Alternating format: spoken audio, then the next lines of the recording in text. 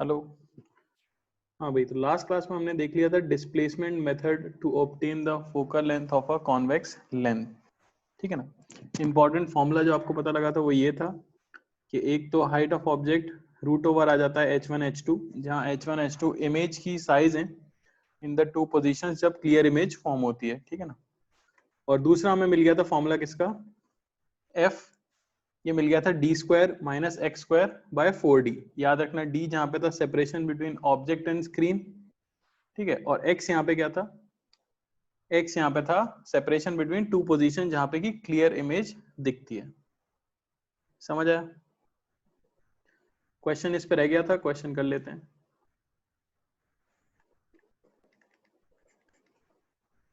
ठीक है ना। तो वही है, lens is placed between candle, यहाँ पे हमारी कैंडल है और यहाँ पे हमारी स्क्रीन है। ठीक है। तो क्वेश्चन है, a lens is placed between candle and screen to form a clear image, to form a clear image। ठीक है ना। with magnification, with magnification 3, with magnification 3। आगे है when lens is moved, when lens is moved away, when lens is moved away from the candle, from the candle by 80 centimeter, again a sharp image is formed, again a sharp image is formed।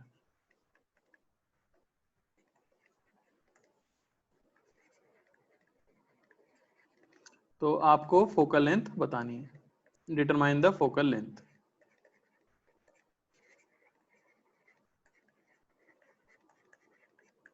बताओ।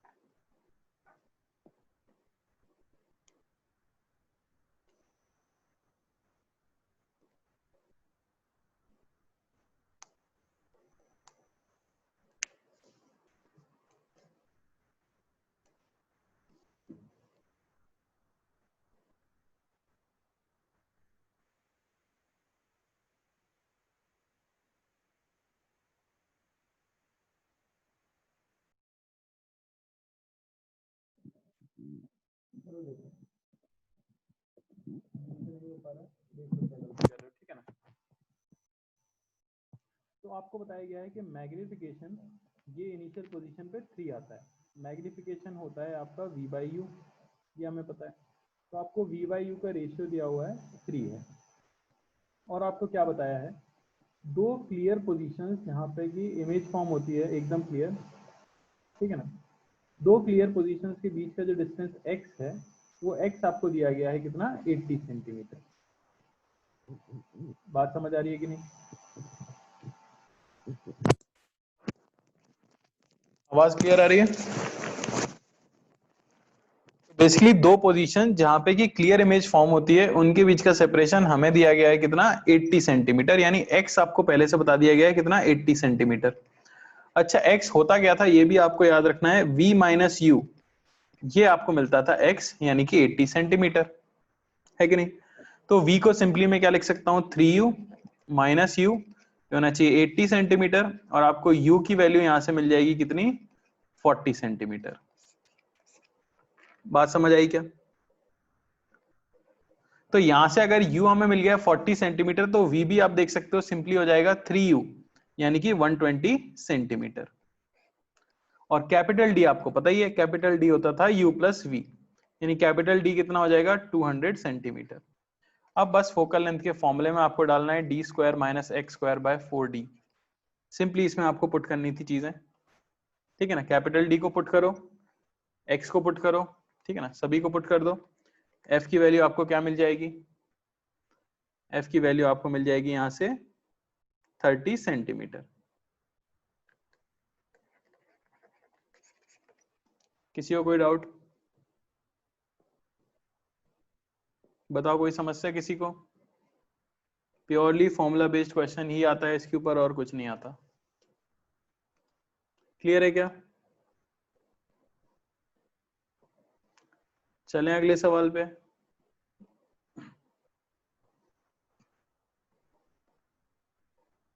ठीक है, तो ये देखो अगला question.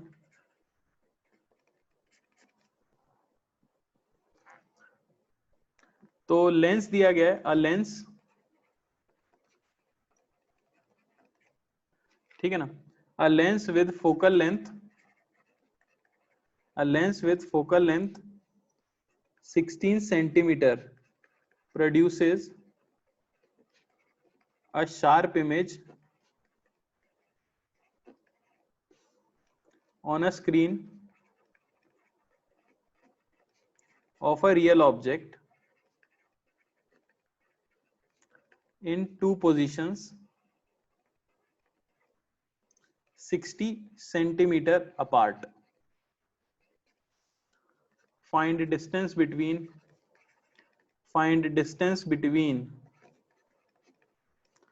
object and the screen. क्या कह रहे हो भाई रोहन, नोट्स में से दो क्वेश्चन जेई में आए, हो सकता है यार ऐसा हुआ है तो बहुत अच्छी बात है। नोट्स में भी हम वैसे ही क्वेश्चन करते हैं जिसमें कॉन्सेप्ट यूज हो रहा हो, फॉर्मूला यूज हो रहा हो, तो मेंस में तो वही पूछा जाता है। बता दो भाई।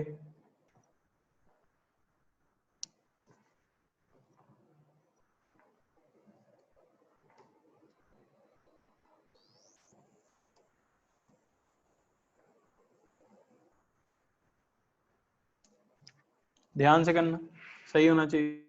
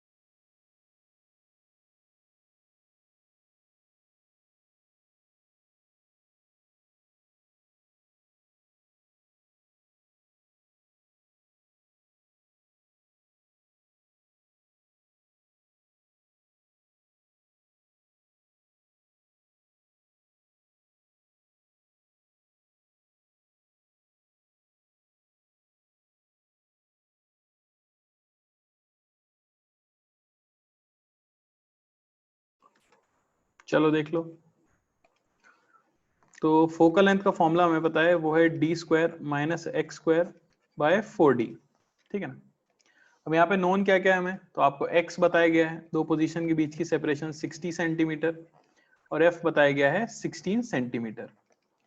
मुझे फाइंड क्या करना है, कैपिटल D फाइंड करना है। इसी को मैं ये भी लिख सकता हूँ D square minus 4df minus X square is equal to 0, और d सिंपली आपको मिल जाएगा कितना, 4f plus minus under root 16f square plus 4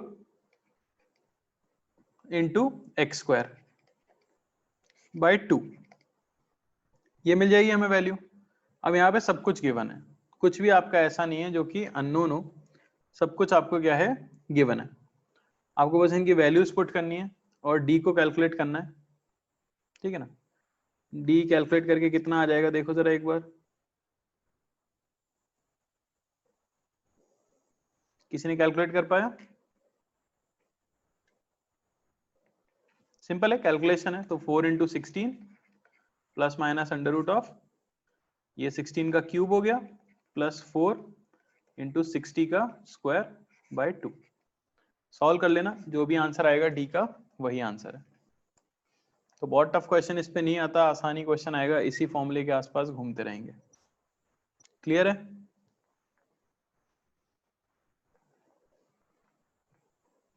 चलो ठीक है ना।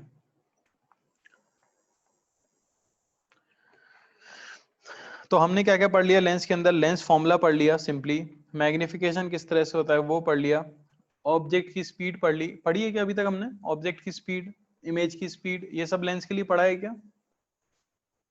हो गया क्या सबका? ये फॉर्मूला आ गया था, एग्जैक्टली सेम फॉर्मूला आया था, कुछ खास बात नहीं आई थी, तुमने देख लिया। कॉम्बिनेशन ऑफ लेंसेज तुमने देख लिया है, अगर लेंस सेपरेटेड है तो एक से रिफ्रैक्शन कराओ, इमेज बनाओ, उसे दूसरे की ऑब्जेक्ट बनाओ, फिर करो सेम चीज।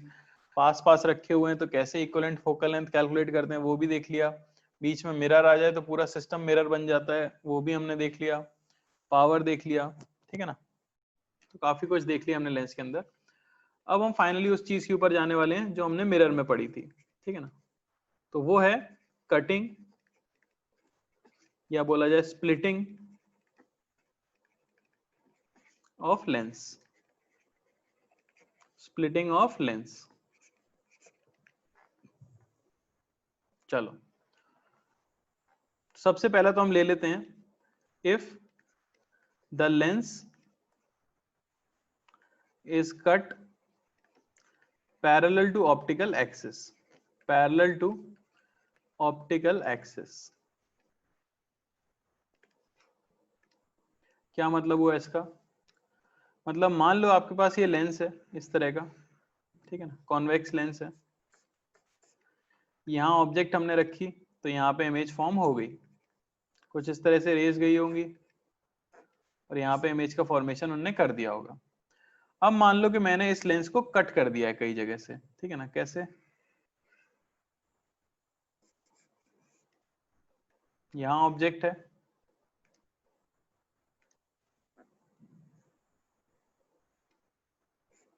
मान लो कि मैंने इतने पीसेस में कट कर दिया है। मैं चाहता तो पहले एक में करके पूछता आपसे, पर मैं अब समझ रहा हूँ कि सब लोग बता पाएंगे शायद।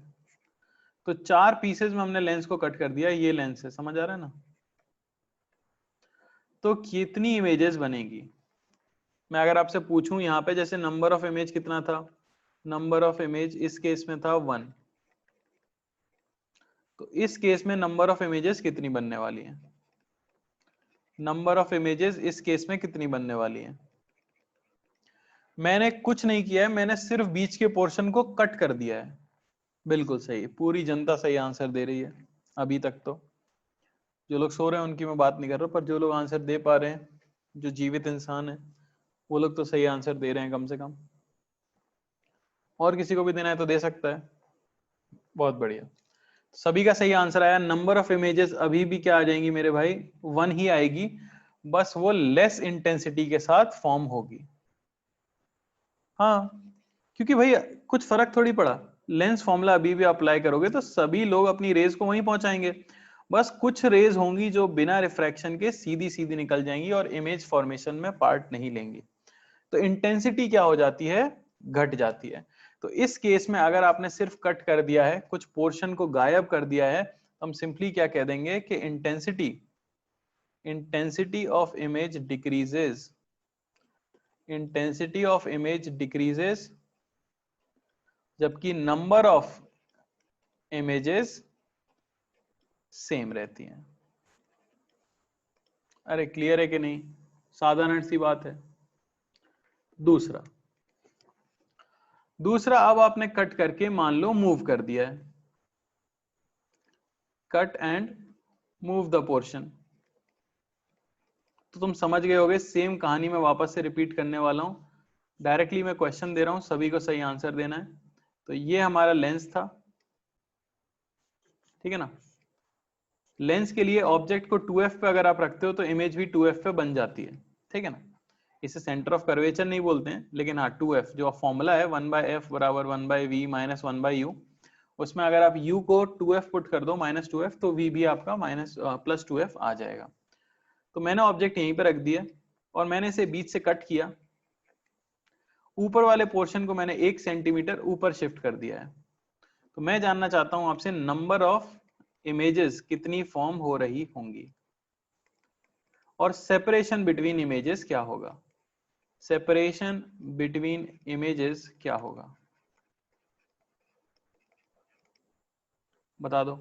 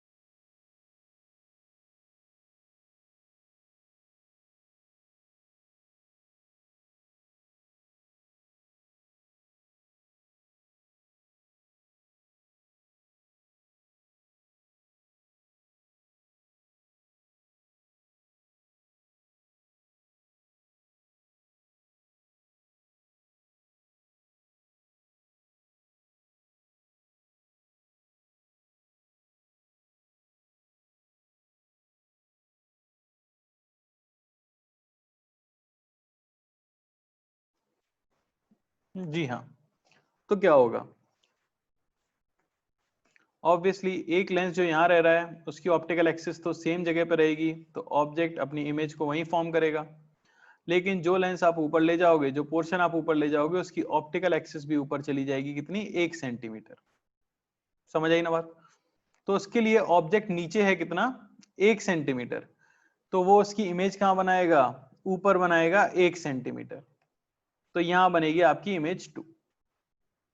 तो नंबर ऑफ इमेजेस तो कितनी होगी, नंबर ऑफ इमेजेस कितनी होगी, वो तो होगी भाई हमारी 2, और सेपरेशन कितना होगा उनके बीच का, सेपरेशन उनके बीच का होगा 2 सेंटीमीटर। अरे समझ आया है क्या?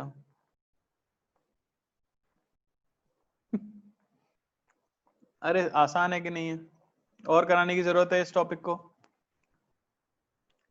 अरे बोलो।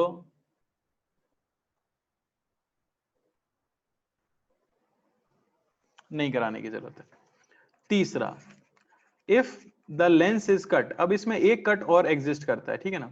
If the lens is cut, if the lens is cut perpendicular to optical axis, perpendicular to optical axis। अच्छा, ऊपर वाले किसी केस में क्या फोकल लेंथ चेंज हुई थी, ऊपर वाले किसी केस में, ऊपर वाले केस में क्या फोकल लेंथ चेंज होती है, पैरेलल टू अगर आप कट कर रहे हो तो फोकल लेंथ कभी नहीं बदल सकती, फोकल लेंथ रिमेन सेम। क्यों रिमेन सेम, क्योंकि R1 और R2 सेम है, R1 R2 नहीं बदल रहा है, तो क्यों चेंज होगी। यहां मैंने क्या किया, अब अपने लेंस को perpendicular to optical axis cut कर दिया। इस तरह से अगर आप कट करते हो तो आपको इस तरह से दो पोर्शन मिलेंगे। तो क्या फोकल लेंथ चेंज होगी या सेम रहेगी, मैं ये जानना चाहता हूं। फोकल लेंथ चेंज हो जाएगी या सेम रहेगी? ऑब्वियस है ना भाई, ऑब्वियस है। 1/f म्यू रिलेटिव -1 -1/r1 अगर आपने इस तरह से कट किया तो आपने एक रेडियस को चेंज कर दिया। तो हम ये कह देते हैं कि फोकल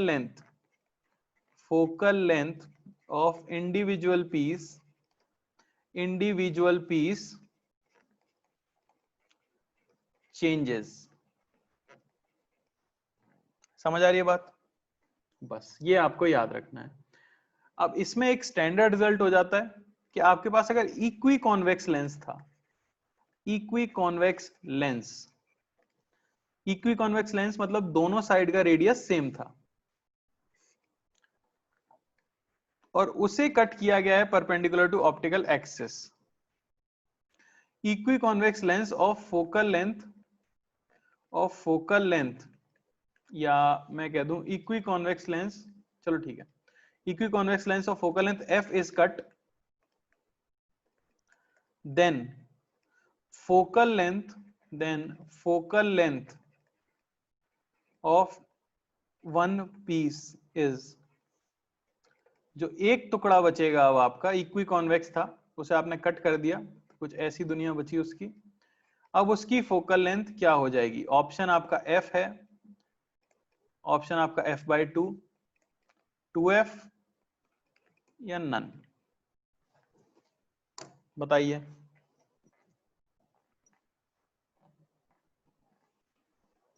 बोलो। लॉजिक से भी कर सकते हो, पता है वैसे फॉर्मूले से तो हो ही जाएगा, पर लॉजिक से तुरंत बता देना चाहिए आपको।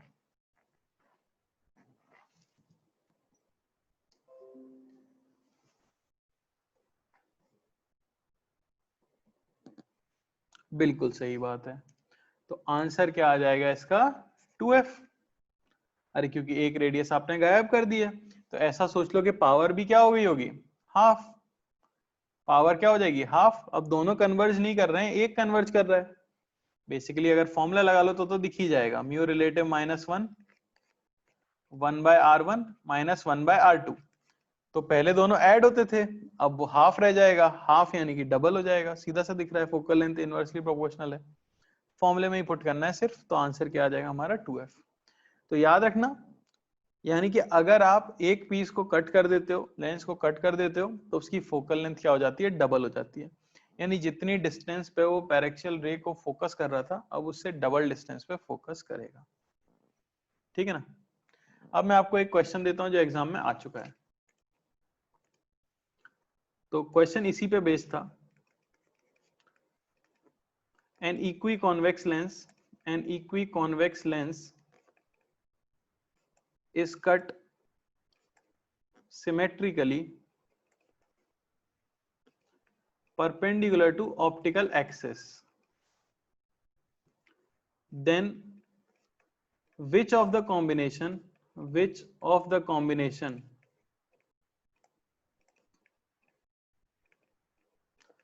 will result in maximum power output? Maximum power, किस कॉम्बिनेशन की पावर मैक्सिमम रहेगी? तो ऐसा आपका लेंस हुआ करता था, उसको यहां से क्या कर दिया? कट कर दिया सिमेट्रिकली। तो चार कॉम्बिनेशन बनाए गए उसके बाद। पहला ये काफी पास पास ही रखा है, दूसरा ये,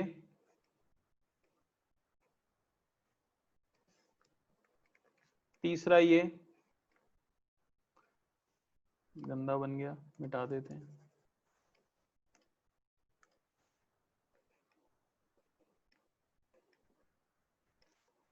और चौथा ये। और ये मल्टीपल करेक्ट ऑप्शन था, ठीक है ना? मतलब आपको मल्टीपल चॉइस है, इसमें से एक ऑप्शन चूज करना है या दो ऑप्शन भी चूज कर सकते हो, डिपेंड करेगा आपके ऊपर। कौन सा वाला कॉम्बिनेशन मैक्सिमम पावर आउटपुट देगा?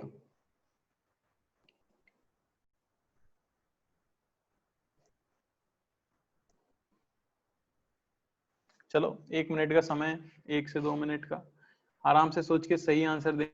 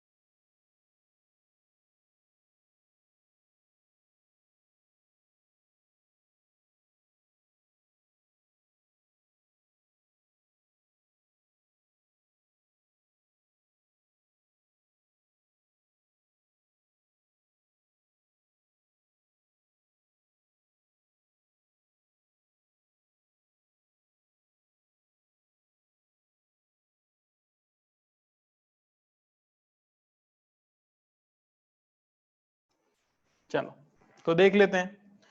अच्छा, अब आपको ये तो पता है कि जो एक पोर्शन होगा उसकी पावर कितनी हो जाएगी, p/2। अगर इसकी पावर p थी हमारे लेंस की, तो एक पोर्शन की पावर होगी p/2। अब लेंस की ओरिएंटेशन क्या उसकी पावर बदलती है? लेंस सीधा रखा है, उल्टा रखा है, ऊपर रखा है, नीचे रखा है, क्या उससे पावर पे फर्क पड़ेगा? पावर पे उससे कुछ फर्क नहीं पड़ने वाला है। और लेंस के कॉम्बिनेशन के लिए नेट पावर हम कैसे बताते हैं? नेट पावर आप बताते हो सिंपली p1 + p2। क्या वो डिपेंड करता है कि लेंस सीधा रखा उल्टा रखा है? क्या उससे कुछ फर्क पड़ता है? यानी अगर मैं ये एक लेंस लूं, दूसरा ये लेंस लूं, इस कॉम्बिनेशन को, या पहले इसको रख दूं बाद में उसके इसको रख दूं, उससे कुछ फर्क पड़ेगा? नहीं, कॉम्बिनेशन की पावर तो सेम रहेगी। तो हर एक पीस की पावर कितनी थी, p/2। तो दोनों की जोड़ के कितनी होनी चाहिए थी, p। अरे है कि नहीं अच्छा क्वेश्चन?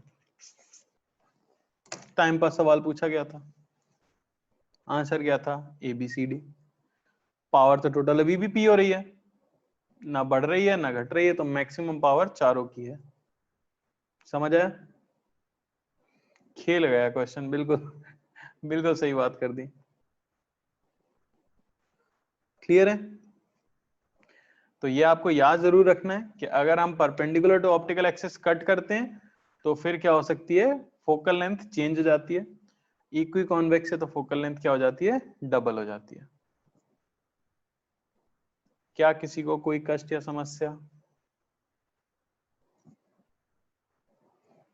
नहीं?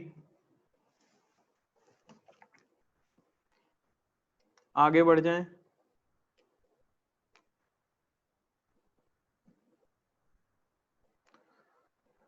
तो मैं एक चीज जानना चाहूंगा, कितने लोगों का मन भर चुका है ज्योमेट्रिकल ऑप्टिक्स से?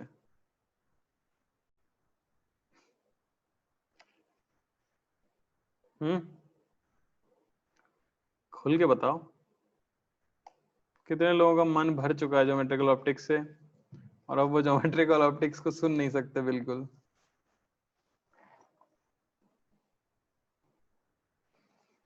तो अब आपको समझ आएगा क्यों ये मेरा फेवरेट चैप्टर है ना? ये सबका ही फेवरेट चैप्टर बन जाता है, क्योंकि ये कोई भी चीज तब तक अच्छी लगती है जब तक वो मॉडरेशन में हो। हमारे घर पे ही मेहमान आते हैं तो 2-4 दिन अच्छे लगते हैं, परमानेंट बैठ जाएं और ये पता ही ना हो कि कब जाएंगे, तो आदमी इरिटेट होने लग जाता है। ठीक है ना? तो वही चीज इस चैप्टर के साथ है, ये ओवरस्टे कर जाता है अपने वेलकम को। शुरू होता है तो बड़ा अच्छा लगता है, ठीक है चीजें हो रही हैं, मिरर वेरर के साथ चमक रही हैं चीजें, ट्रिक वगैरह यूज कर रहे हैं, काफी मजा आ रहा है, लेकिन फिर ये चलता ही रहता है और ये चलता ही रहता है और ये खत्म ही नहीं होना चाहता तो फिर आदमी इससे इरिटेट हो जाता है कि नहीं। अब आपका सवाल सौम्या जी है कितना बचा है, तो सवाल बहुत अच्छा है और जवाब अच्छा नहीं है, ठीक है ना। तो अब जो एक चीज बची है, एक तो है बहुत ही ज्यादा रटने वाली चीज जिसे हम कहते हैं ऑप्टिकल इंस्ट्रूमेंट, ठीक है ना। 50% नहीं बाकी है, पर हाँ ऑप्टिकल इंस्ट्रूमेंट बाकी है जिसमें हमें टेलीस्कोप माइक्रोस्कोप ये सब पढ़ना है, ठीक है। और दूसरा हमारा बाकी है डिस्पर्जन और डीविएशन वगैरह, ठीक है ना। आधा नहीं बेटा, ऐसे तो खत्म हो गया है, मेन टॉपिक जो था एडवांस के पॉइंट ऑफ व्यू से तो खत्म हो चुका है। अब बाकी है मेंस के पॉइंट ऑफ व्यू से, ठीक है ना, या नीट के पॉइंट ऑफ व्यू से मैं बोल सकता हूँ। तो डिस्पर्जन और डीविएशन की बातें आएंगी और कुछ कुछ डिफेक्ट होते हैं, ठीक है ना, डिस्पर्सिव पावर, इन सब की चीजें हमें पढ़नी होती है। तो काफी सारी थ्योरी बाकी है, पर मेन चीज जो मैं आपको बताना चाहूँ जहां से क्वेश्चन आ सकते हैं वो खत्म हो चुके हैं। लेंस फॉर्मूला, मिरर फॉर्मूला, ठीक है ना, कटिंग के ऊपर क्वेश्चन आ चुके हैं। मेन मेन चीजें खत्म हो गई हैं, velocity of image, velocity of object, combination of lens, refraction, TIR, जो दो ग्राफ थे, एक टीआईआर का ग्राफ था, ठीक है ना, और एक हमारा किसका ग्राफ है, वो प्रिज्म वाला ग्राफ है जिसका कि अजीब सा ग्राफ बनता है, प्लॉट करते हैं बस हम, वो बहुत इंपॉर्टेंट है, ठीक है ना। बस बाकी मिरर तो इंपॉर्टेंट है ही, तुमने देख ही लिया था स्टार्टिंग में जो मिरर हमने पढ़ा था, तो वो सब है। अच्छा मैं एक चीज जानना चाहता हूँ, जो भी आपका अगला एग्जाम है उसमें कौन सा चैप्टर और आ रहा है, जैसे कौन सा चैप्टर और आ रहा है, इसके बाद हमें क्या करना चाहिए।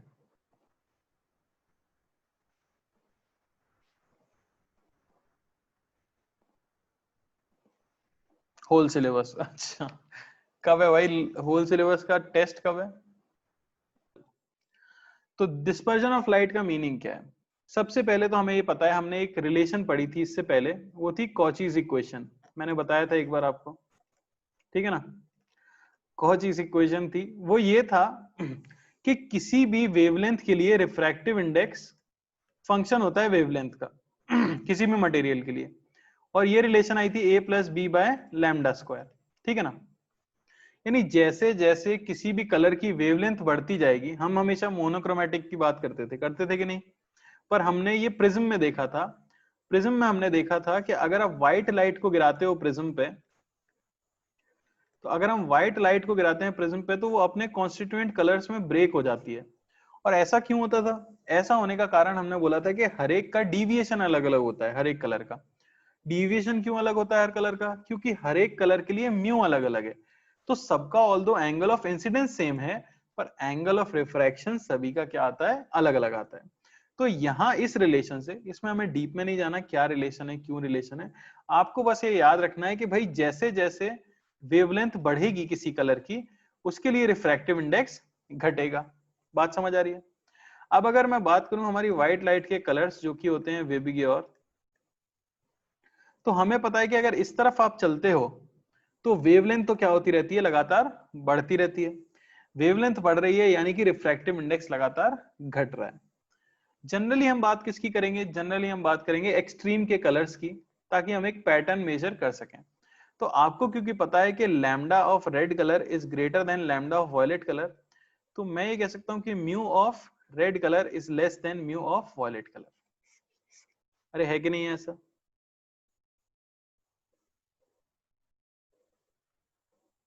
समझ आया कि नहीं, ठीक है ना। तो अब होता क्या है, इसी कारण से जो कलर व्हाइट कलर था अपने कॉन्स्टिट्यूएंट कलर्स में ब्रेक हो जाता है, इसी फिनोमेना को आप क्या कह देते हो, डिस्पर्जन ऑफ लाइट कह देते हो। बात समझ आ गई। तो सिंपली मैं अगर कह दूं तो dispersion of light, dispersion of light is due to different deviation, different deviation in colors of white light, colors of white light। बात समझ आई, ठीक है। अरे पॉज कैसे हो गया,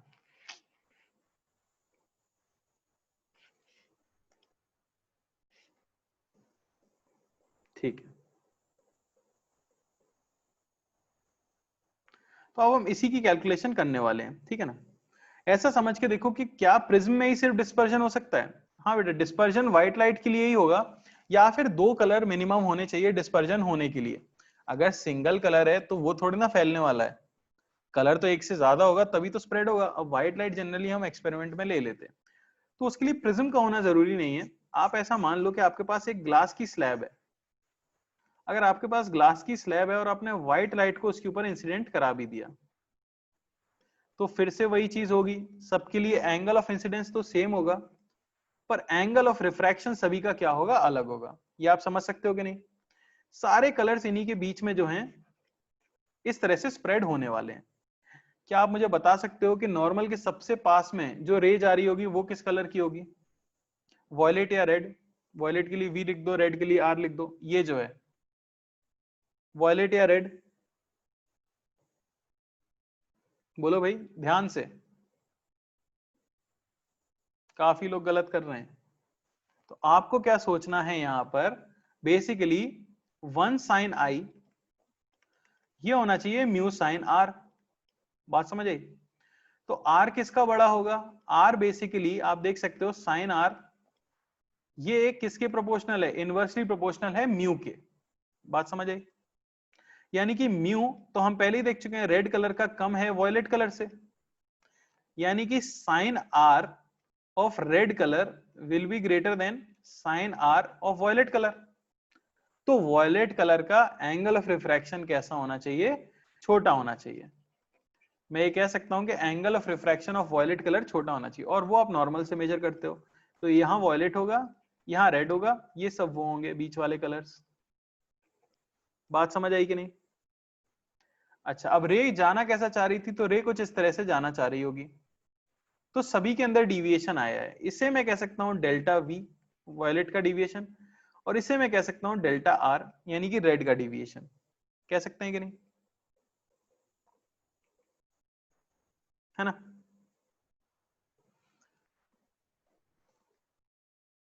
बात समझ आ रही है? अरे क्लियर है ना कि वॉयलेट कलर नॉर्मल के सबसे पास क्यों आया?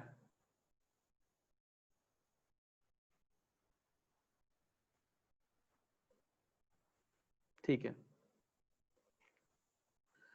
हाँ, तो जब भी कोई ऑर्डर आपसे पूछे कि भाई नॉर्मल के पास में कौन सा कलर होगा, तो आप क्या बोलोगे, वॉयलेट कलर होगा। तो मैक्सिमम डिविएशन किसका हुआ है, maximum deviation, maximum deviation violet, ठीक है ना। तो अगर मैं फिर से ऑर्डर लिखना चाहूं वेबग्योर में, तो इस तरफ जाने पे लैम्डा बढ़ता है, म्यू क्या होता है, लैम्डा बढ़ता है, म्यू आपका क्या होता है, घटता है, और डिविएशन आपका क्या होता है, डिविएशन बता दो, डिविएशन भी आपका क्या होता है, घटता है। फिर वही बात विदित, म्यू तो म्यू ऑफ ग्लास है। अरे मेरे मालिक, म्यू ऑफ ग्लास का कोई सेंस ही नहीं है, म्यू ऑफ ग्लास का कोई सेंस नहीं है। ग्लास का रिफ्रैक्टिव इंडेक्स फिक्स नहीं होता है दुनिया में। ग्लास का रिफ्रैक्टिव इंडेक्स डिपेंड करता है लाइट आ रही है उसके ऊपर। जब क्वेश्चन में आपको म्यू ऑफ ग्लास 3/2 दे दिया जाता है, तो वो जिस लाइट के साथ एक्सपेरिमेंट हो रहा है उस लाइट के साथ दिया जाता है। किसी भी पानी का रिफ्रैक्टिव इंडेक्स 4/3 दुनिया जहां के लिए नहीं है। पानी का रिफ्रैक्टिव इंडेक्स 4/3 येलो कलर के लिए है जो हम एवरेज लेके चलते हैं, पर हर कलर के लिए उसकी वैल्यू क्या आती है, अलग अलग आती है। बात समझ आई क्या? तो इस तरह से ग्लास की अगर स्लैब होगी तो भी डिस्पर्जन होगा। कई लोग सिर्फ ये याद कर लेते हैं कि प्रिज्म में ही डिस्पर्जन होगा, पर डिस्पर्जन तो कहां हो जाएगा, जहां एंगल ऑफ रिफ्रैक्शन अलग अलग आ जाएगा वहां डिफ्रैक्शन हो जाएगा, है कि नहीं? सॉरी, डिस्पर्जन हो जाएगा, मैं डिफ्रैक्शन बोल रहा हूं, तब से डिस्पर्जन हो जाएगा, ठीक है ना। तो अब देख लेते हैं प्रिज्म के अंदर क्या होता है, क्योंकि वही हमें ध्यान से पढ़ना है। तो डिस्पर्जन इन अ प्रिज्म, तो इसमें एक टर्म जो हम पढ़ रहे हैं मेनली वो है डिस्पर्सिव पावर, डिस्पर्सिव पावर,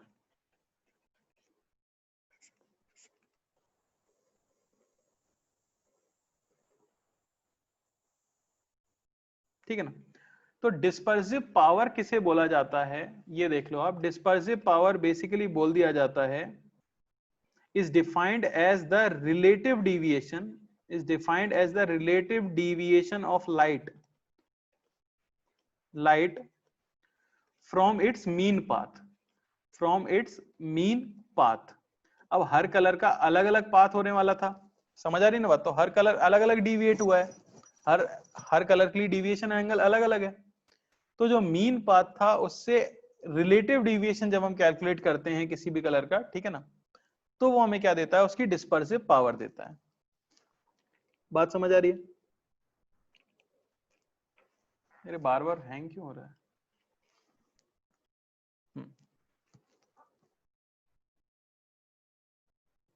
ठीक है ना। अब मान लो कि मैं यही ले लेता हूं, मैं एक थिन प्रिज्म ले लेता हूं, सबको दिख रहा है ना? मैं एक थिन प्रिज्म ले लेता हूं और उसके ऊपर मैं व्हाइट लाइट को गिरा देता हूं,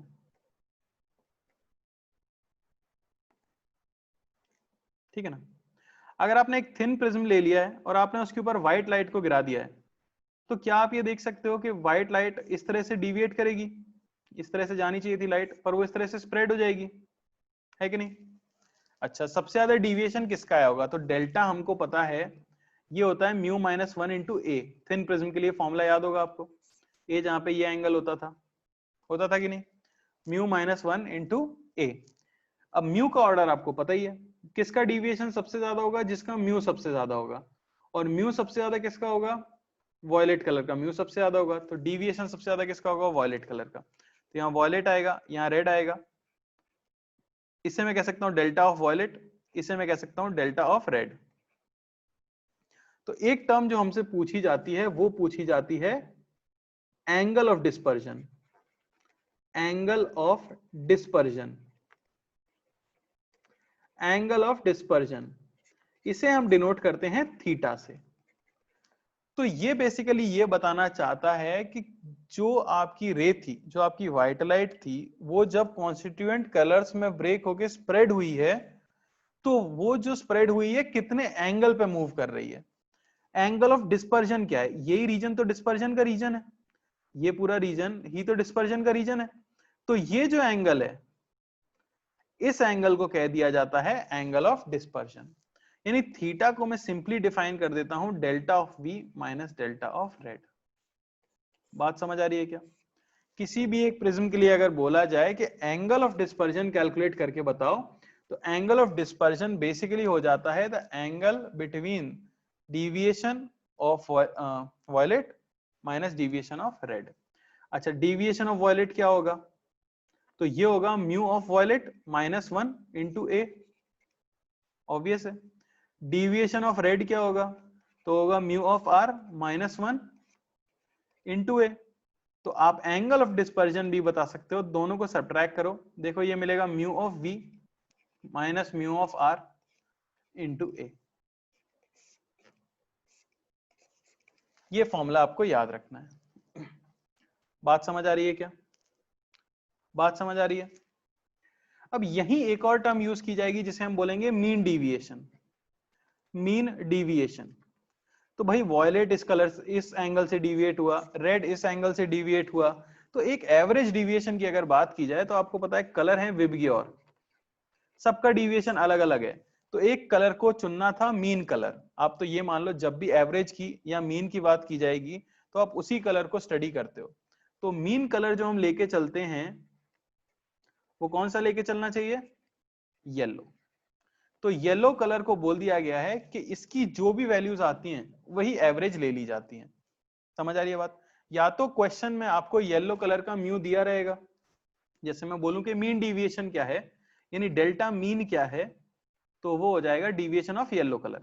फॉर्मूले में पुट कर दोगे तो क्या हो जाएगा? म्यू येलो माइनस 1 इंटू ए। बड़ा ही आसान है, अरे है कि नहीं है? म्यू येलो माइनस 1 इंटू ए। अब if mu yellow is given, if mu yellow is given, तो उसे यूज कर लो। अगर म्यू येलो नहीं दिया हुआ है तो इसे हम मीन ले लेते हैं। येलो कलर को बोल दिया जाता है वॉयलेट प्लस रेड का एवरेज। बात समझ आ रही है? मैंने यहां पे दो टर्म्स की हैं। ए क्या है? ए तो एंगल ऑफ प्रिज्म है भाई, यहाँ कहाँ सो रहे हो, एंगल ऑफ प्रिज्म है ना ये तो मैंने आपको क्या क्या बताया, मैंने आपको बताया एंगल ऑफ डिस्पर्जन।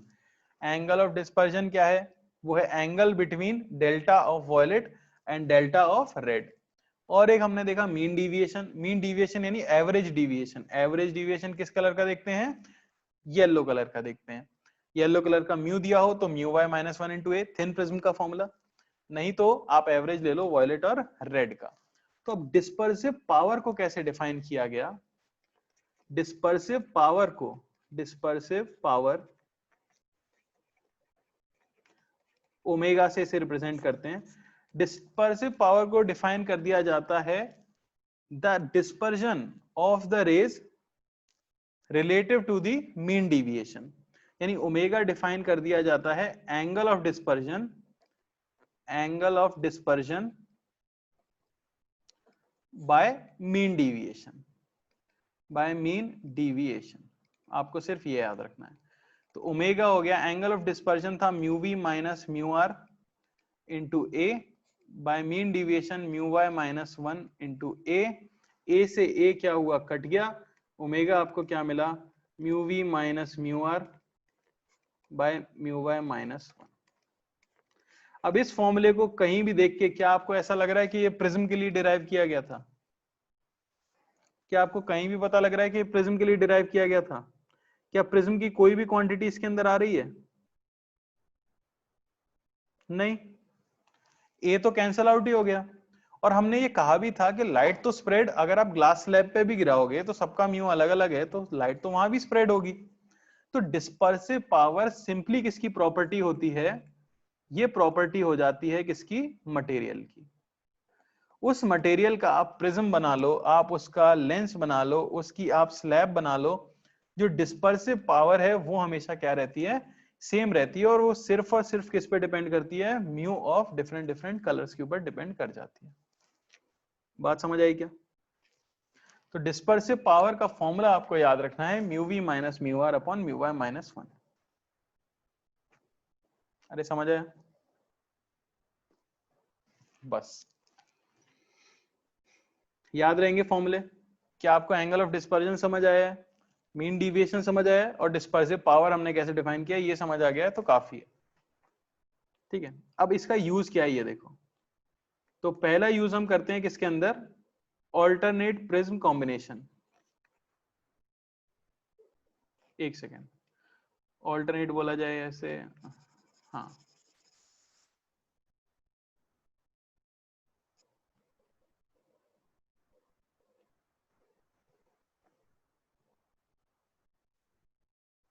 ऐसा समझ के देखो, पहले मैं आपको समस्या बताता हूं फिर उसका समाधान पढ़ेंगे हम, है ना। ऐसा सोच के देखो कि आपके पास एक प्रिज्म है, क्रोमैटिक, ठीक है, क्रोमैटिक प्रिज्म देखते हैं पहले।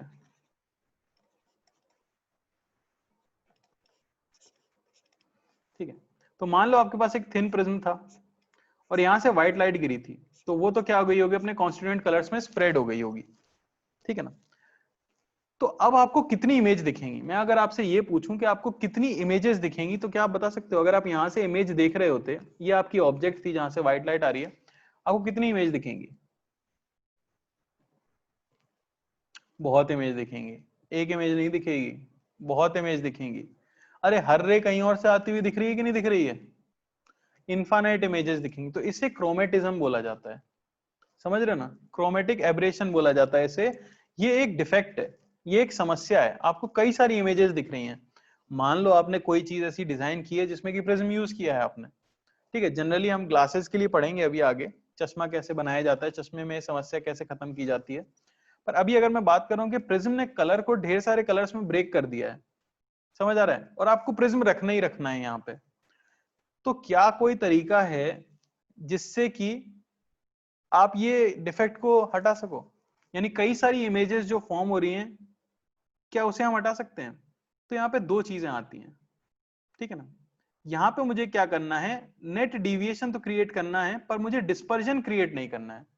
मुझे लाइट को डिविएट तो करना है, पर मुझे डिस्पर्जन नहीं करना है, यानी लाइट को मैं ब्रेक नहीं करना चाहता। बात समझ आ रही है, ठीक है ना। तो हम करना चाहते हैं deviation of light without dispersion. आप चाहते हो कि लाइट स्प्रेड ना हो पर अपने पाथ से डिविएट जरूर हो, तो उसके लिए हम जो यूज करते हैं उसे हम कहते हैं achromatic prism combination. Achromatic prism combination.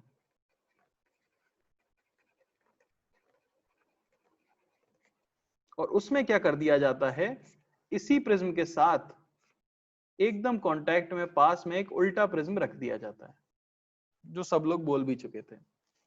बात समझ आ रही है? इसी प्रिज्म के साथ एक उल्टा प्रिज्म रख दिया जाता है और इनके डेटा को इस तरह से सेट किया जाएगा कि नेट डिस्पर्जन ना हो पर डिविएशन जरूर हो। ठीक है ना?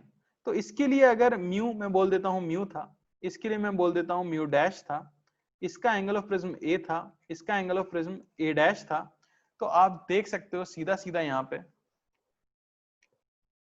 कि अगर आपको डिस्पर्जन नहीं क्रिएट करना है, अगर आपको डिस्पर्जन नहीं क्रिएट करना है तो क्या मैं ये कह सकता हूं कि dispersion angle of both prisms must be equal. देखो क्वेश्चन कैसे आएगा, तुम सोच रहे होगे कि ये सब ज्ञान तो चले जा रहा है पर इस पर क्वेश्चन कैसे आएगा। तो क्वेश्चन बड़ी सिंपल सा आएगा, आपको दो प्रिज्म दे देंगे, कह देंगे find the condition for deviation without dispersion. हम डिस्पर्जन नहीं चाहते हैं, तो अब आपको दिख रहा है कि हमेशा प्रिज्म अपने बेस की तरफ मोड़ता है, बेस की तरफ स्प्रेड करता है। तो जो इसका थीटा है, पहले वाले का जो थीटा है, अगर वो इक्वल हो जाए दूसरे वाले के थीटा डैश के, तो उनकी डायरेक्शन तो ऑपोजिट है, कैंसिल आउट कर देंगे, पर मैग्नीट्यूड क्या हो जाना चाहिए, इक्वल हो जाना चाहिए।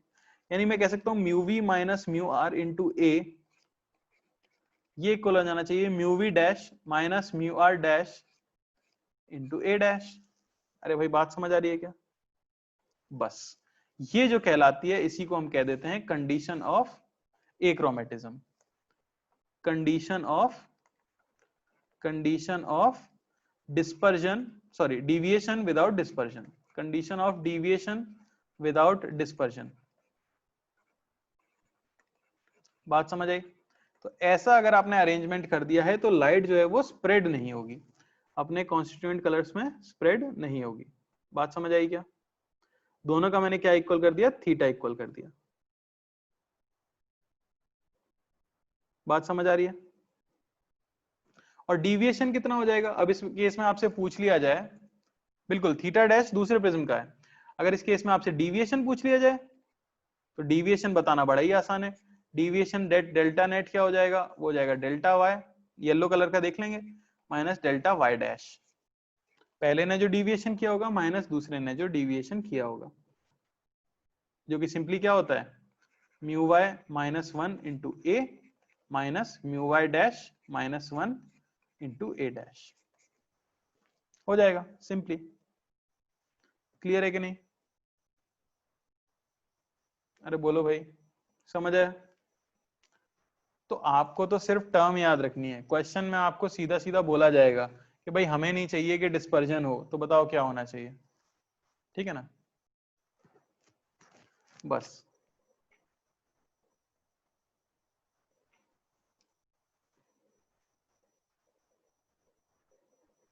ठीक है। अब एक और कॉम्बिनेशन होता है, ये तो कहलाया एक क्रोमेटिक प्रिज्म कॉम्बिनेशन, एक और प्रिज्म कॉम्बिनेशन होता है जिसे हम कहते हैं direct vision prism combination, prism combination.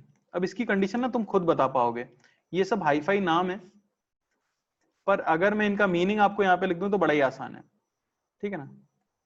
तो ये है dispersion without deviation, dispersion without deviation. यानी कि मैं नहीं चाहता कि लाइट अपने पाथ से डिविएट हो पर उसका डिस्पर्जन हो जाए। बात समझ आ रही है? यानी कि सारी की सारी रेज जो निकले वो उसी डायरेक्शन में निकले। जैसे इस तरह की सिचुएशन अगर मैं लूं, दो प्रिज्म का कॉम्बिनेशन लेंगे ऑब्वियसली, फिर से, है ना?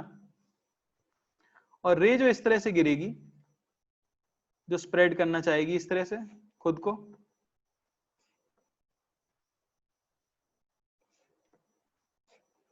ठीक है ना। तो इनका डिस्पर्जन तो हो पर जो मीन डिविएशन है वो ना हो। येलो कलर उसी डायरेक्शन में जा रहा हो जिसमें कि लाइट आई थी, बात समझ आ रही है। रेड कलर भले स्प्रेड होगा, वॉयलेट कलर भले स्प्रेड होगा, पर जो मीन डिविएशन है वो क्या हो जाना चाहिए, 0 हो जाना चाहिए। इसे बोल दिया जाता है डायरेक्ट विजन प्रिज्म कॉम्बिनेशन। बात समझ आ रही है। विदाउट डिविएशन यानी कि नो मीन डिविएशन। अरे कंडीशन बता सकते हो क्या? क्या मैं मान सकता हूं आप कंडीशन बता सकते हो? यह है ए, यह है ए डैश, बिल्कुल बहुत आसान था, बता सकते हो बड़ी आसानी से। इसे म्यू बोल दूं, इसे मैं बोल दूं म्यू डैश, तो सिंपली क्या कर दोगे, नो डिविएशन के लिए, नो डिविएशन के लिए delta of yellow must be equal to delta yellow dash, बस। यानी mu Y minus 1 into A, ये इक्वल होना चाहिए mu Y dash minus 1 into A dash. ये कहला जाएगी condition of direct vision prism combination.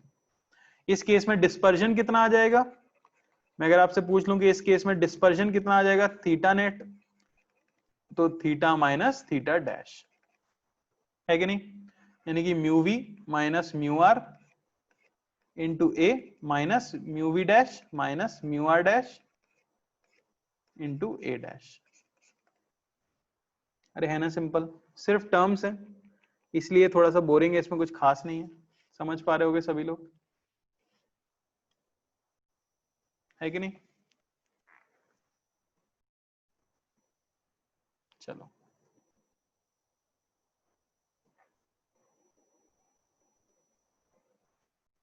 Clear है क्या ये?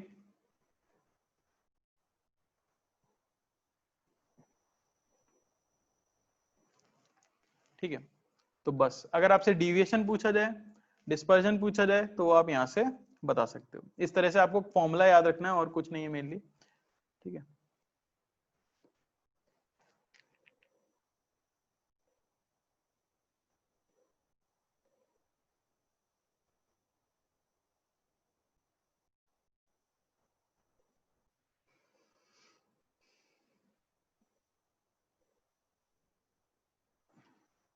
क्या कह रहे हो भाई मृगांका, मैं समझा नहीं।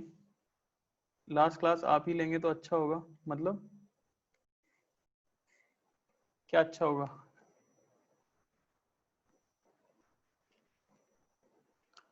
क्या कहना चाहते हो भाई? मैं पेन यूज करता हूँ या माउस? पहले छुट्टी हो जाएगा, अच्छा अच्छा अच्छा, पहले छुट्टी चाहिए तुमको। अरे ऑप्टिकल इंस्ट्रूमेंट का नोट भेज देंगे पहले, आज चलो यहीं पे रखते हैं, आज खत्म कर देते, थक गए वैसे भी बहुत।